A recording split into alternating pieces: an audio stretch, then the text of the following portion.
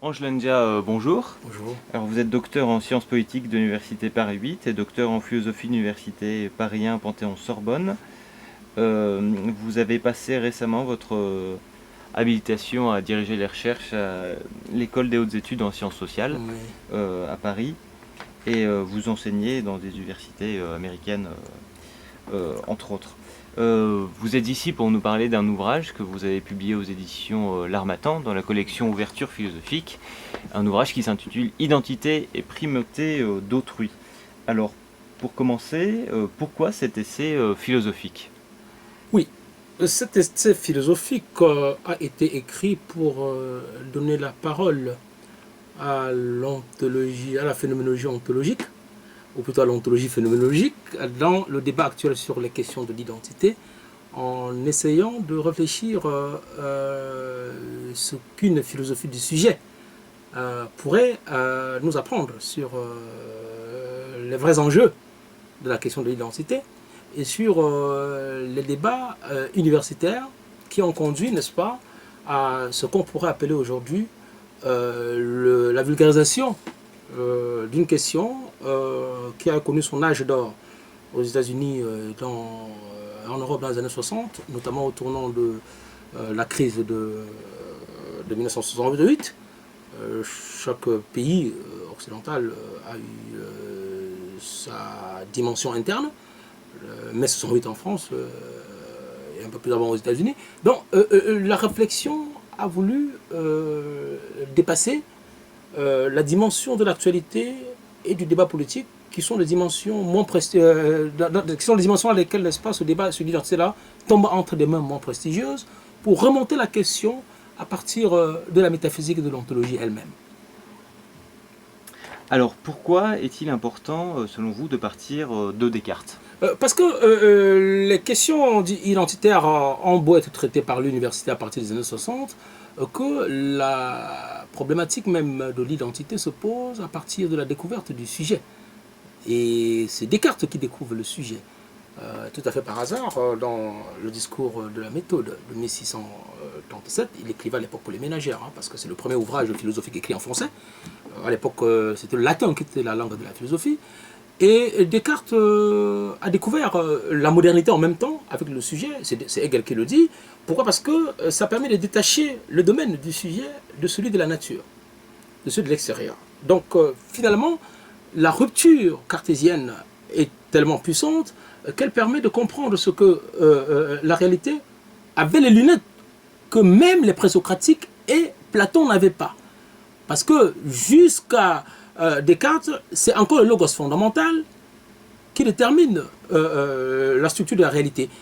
Il y a eu la lignée de ce que Heidegger appelait l'ontothéologie, qui a permis l'émergence des pensées du sujet, sujet comme créature de Dieu, avec saint Thomas d'Aquin et toute l'école scolastique.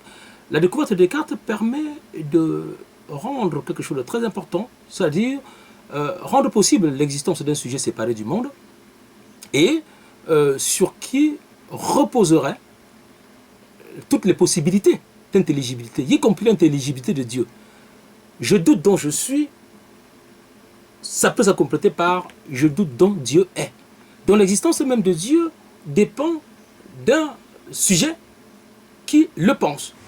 Donc finalement, avec Descartes, on parle de Descartes parce qu'avec Descartes, il y a une révolution qui se produit et qui consiste à dire que si Dieu a la préséance ontologique sur l'homme, le sujet, le cogito, a la préséance logique sur Dieu, parce que Dieu n'existe que parce qu'il y a un cogito pour le penser.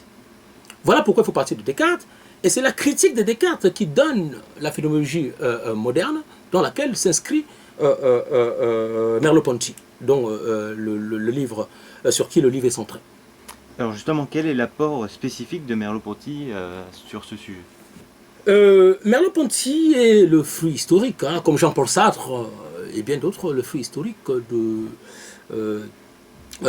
Edmund Husserl, parce que c'est Husserl qui critique, qui fait une analyse critique et complète, radicale de la pensée cartésienne, dans les méditations cartésiennes, hein, qui portent aussi bien leur nom, et dans lequel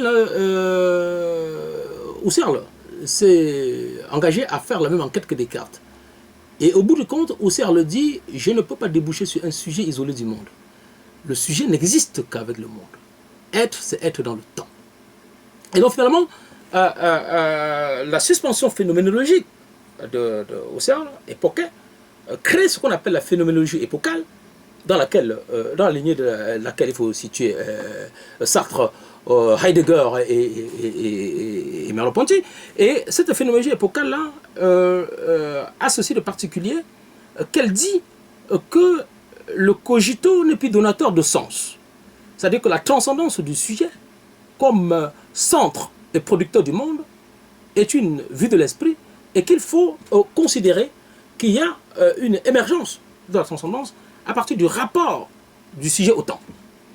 La conséquence, c'est quoi? La conséquence, c'est que vous allez avoir plusieurs orientations philosophiques après qui dépendent en ce moment-là de l'héritage de Husserl. Parce qu'il y a deux Husserl. Il y a le premier Husserl, celui, n'est-ce pas, des méditations cartésiennes, qui continue de considérer que la transcendance est encore, n'est-ce pas, du domaine du sujet. C'est-à-dire qu'il faut que le sujet existe pour que le monde soit pensable. Donc il y a une préséance ontologique du sujet sur le monde. Alors que le deuxième Husserl part de l'expérience ingénue. C'est-à-dire que c'est l'expérience immédiate, la doxa originaire, qui permet, n'est-ce pas, de penser le monde. Cela donne, ce deuxième Husserl donne naissance notamment à l'ethnométhodologie, au tournant de la pensée critique des années 50. Et donc, Husserl, Sartre est l'héritier du premier Husserl, Merleau-Ponty est l'héritier du deuxième Husserl. C'est-à-dire que c'est lui qui a une pensée radicale de l'expérience ingénue. C'est-à-dire qu'avec Merleau-Ponty émerge une philosophie sans concept. Comment peut-on penser le monde? Comment le monde peut-il se penser sans concept? C'est-à-dire que comment le monde peut-il être réfléchi sans un sujet qui se réfléchit lui-même? Voilà le cœur de la problématique de Merleau-Ponty. Et l'enjeu de cet ouvrage, c'est de montrer toute la puissance de ce qu'on pourrait appeler la transcendance, la transcendantalité de l'intersubjectivité chez Merleau-Ponty. C'est-à-dire que là où c'était le cogito qui était la reine, qui était le roi hier, aujourd'hui, c'est la coprésence dans le monde, c'est le Mitsein, l'être avec, qui détermine, n'est-ce pas, la production du sens du monde. Donc, être, c'est être avec. Donc, vraiment, la question de l'identité revient à ce niveau-là pour démontrer que ce n'est pas possible l'identité, puisque l'être ne peut être qu'avec. D'où la deuxième partie du titre de l'ouvrage, primauté d'autrui. Nous sommes, dans la perspective de Merleau-Ponty, d'abord les usagers d'autrui. Nous sommes parce que autrui nous préexiste. Le sujet est de l'étranger. Ou plutôt, le sujet devient étrange à lui-même, puisqu'il ne se conçoit qu'au cœur, n'est-ce pas, d'une production qui relève à 100% de l'existence d'autrui.